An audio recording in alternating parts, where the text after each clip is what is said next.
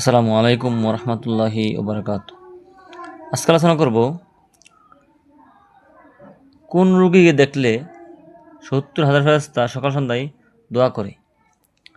সুবহানাল্লাহ। এ সম্পর্কে তিরমিজি শরীফ এবং মুসলিম শরীফ হাদিস আছে। নবী করিম সাল্লাল্লাহু আলাইহি ওয়াসাল্লাম ফরমান, কোনো মুসলমান রোগীকে সকালে দেখতে গেলে সারাদিনের জন্য ৭০,০০০ ফেরেশতা সকাল পর্যন্ত গুনাহ মাফের দোয়া করতে থাকে এবং জান্নাতে একটি বাগানের মালিক হয়ে যায়। সুবহানাল্লাহি ওয়া বিহামদিহি।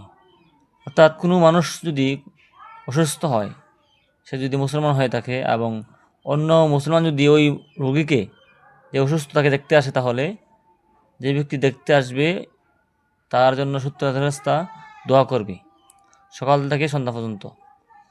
তার গুনাহ মাফের জন্য দোয়া করবে, তার জন্য দোয়া করবে।